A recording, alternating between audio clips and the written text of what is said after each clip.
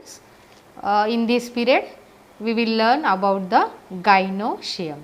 You know that gynoecium, it is a female reproductive structure present in the plant. And here the gynoecium, it has the units or the members known as carpels. So, here each carpel is made up of 3 parts: ovary, style and stigma.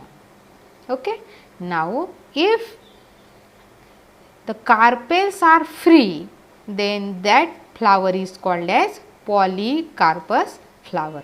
So, here poly, poly means free and carpus for carpels. So, free carpels are there in the flower. Such type of the flower is called as polycarpous flower. And if the carpels are fused, fused means united, they are joined, such type of the flower is called as syncarpous flower. SYN, syn means fused, fused carpels are there. So, such flower is called as syncarpous flower. Now, you know that here the ovary, which is the part of the carpel, inside the ovary there lies ovule. There may be one ovule or many ovules. So, now we have to study the structure of anatropous ovule. So, first of all we will see what is anatropous ovule.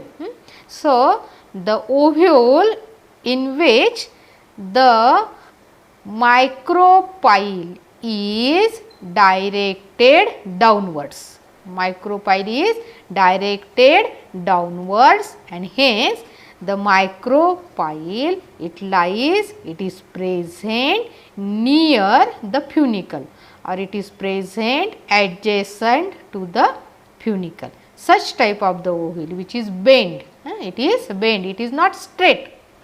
Such type of the bent ovule is called as anatropous ovule. Okay, students. Now, see here, this is the diagram of the anatropous ovule.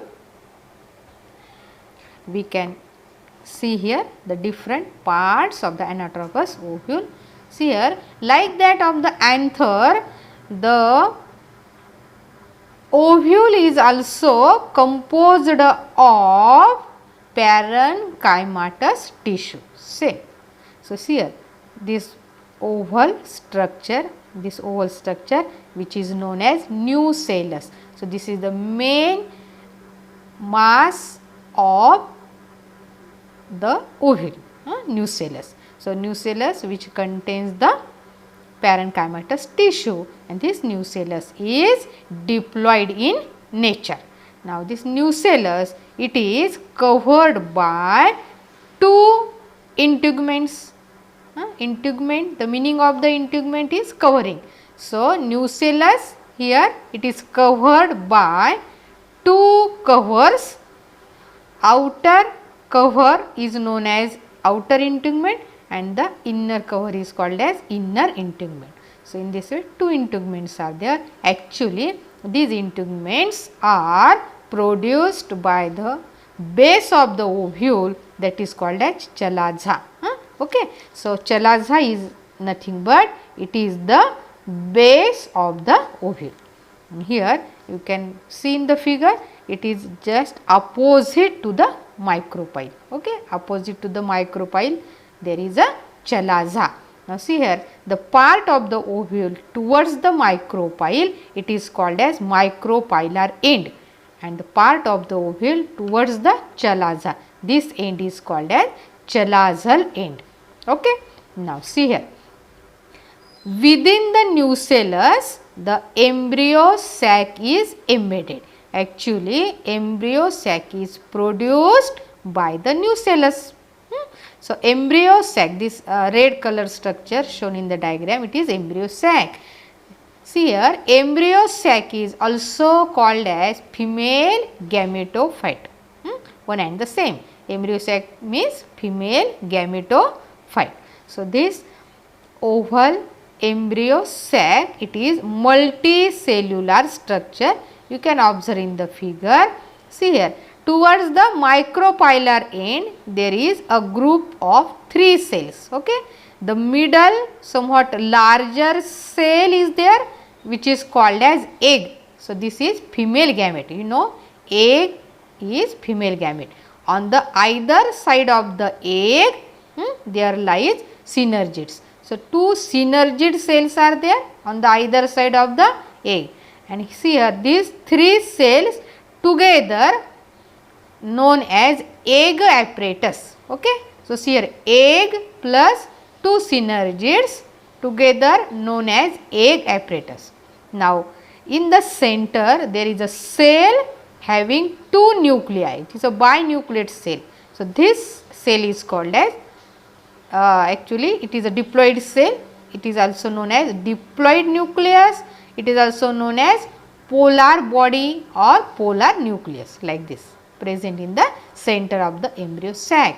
Now, again towards the chalazal end, this is the chalaza, towards the chalazal end, again there is a group of three cells, and that cells are called as antipodals or antipodal cells.